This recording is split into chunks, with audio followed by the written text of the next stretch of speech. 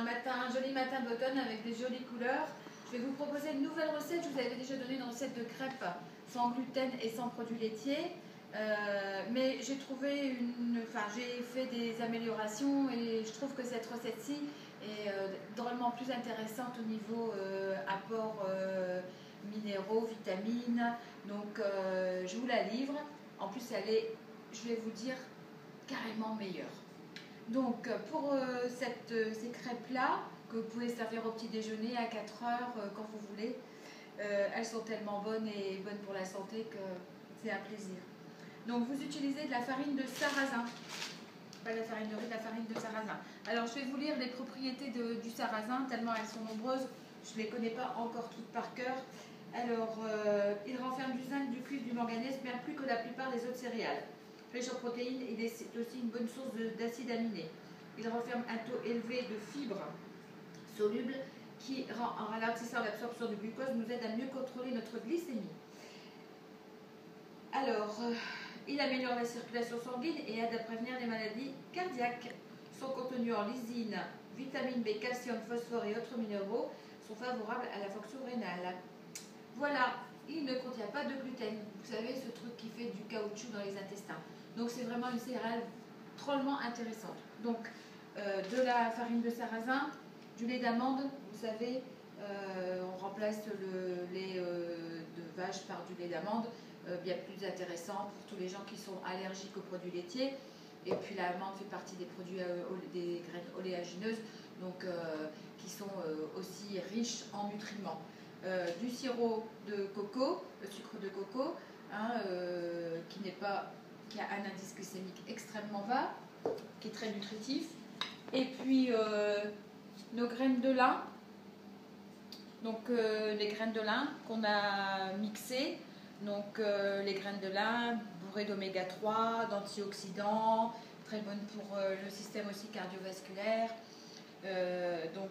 Qu'on a mixé, parce que si vous les mangez, si vous les mettez telles quelles, n'importe quoi, si vous achetez un pain aux graines de lin avec les graines sont entières, ça n'a aucun intérêt parce que vous les absorbez, elles vont sortir de la même façon. Donc il faut absolument que les graines soient mixées pour être opérationnelles et puis remplir toutes leurs fonctions. J'ai rajouté un petit peu de poudre de cacao cru dans ma pâte. Donc le cacao cru aussi, ça fait partie des super aliments, donc très bon pour les antioxydants. Donc du cacao cru, et puis là il est additionné de sucre de coco, et vous pouvez trouver du cacao cru, tout ça. Donc j'en ai mis une cuillère à café. Et je reviens tout de suite parce qu'on m'a piqué mon huile de coco. Même pas vrai. Et donc j'ai rajouté dans ma pâte mon huile de coco. Alors j'ai rajouté 200 g pour reprendre, donc 200 g de farine de sarrasin, 2 cuillères à soupe de sucre de coco, 2 bonnes cuillères à soupe de graines de lin mixées. Ça, le lait d'amande, vous le mettez, et puis vous voyez la consistance de votre pâte. Moi j'aime bien quand elle est un peu liquide, si vous préférez épais, vous en mettez moins. Bon, vous voyez, hein, vous rajoutez, je ne vais pas vous donner une quantité précise parce que j'avoue qu'on donne des quantités précises dans une recette, ça ne marche pas.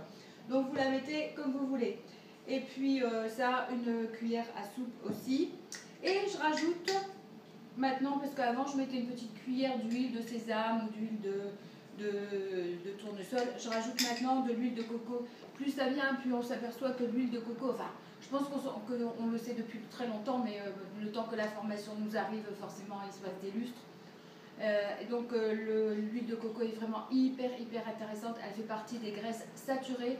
Le lait maternel contient aussi des graisses saturées, donc des graisses qui sont ça fait un balai au niveau intestinal. C'est un antifongique extrêmement intéressant et ça augmente également l'immunité. Donc je me suis dit, tant qu'à faire, autant faire des crêpes qui soient vraiment au top pour la santé. Et donc j'ai rajouté une cuillère à soupe d'huile de coco. Et cette huile de coco va nous permettre aussi de cuire nos crêpes. Voilà. Donc voilà notre petite crêpe. J'ai rajouté un petit peu de sucre de coco dessus. Et voilà pour la petite recette de crêpes sans gluten, sans produits laitiers, aux oméga 3, à l'huile de coco, enfin voilà quoi, quelque chose qui est, donnez ça à vos enfants plutôt que de leur donner un BN ou je ne sais quelle barquette en tout genre. Faites-leur une petite crème, ça va super vite, il faut 5 minutes pour faire la pâte. C'est pas comme la farine de blé, ça se mélange très très bien, la farine de sarrasin. Donc faites ça en 5 minutes, c'est fait, vous les faites le soir, vous les leur donnez le matin. Et pas de réchauffage, on n'aime pas le réchauffage dans la cuisine santé. Donc vous les gardez bien comme ça, bien à l'abri et puis voilà. Voilà pour aujourd'hui, et ben je vous souhaite une super bonne journée et à très bientôt pour une recette au chocolat cette fois-ci. On me réclame une mousse au chocolat, donc je vais vous la donner. À bientôt, bye bye.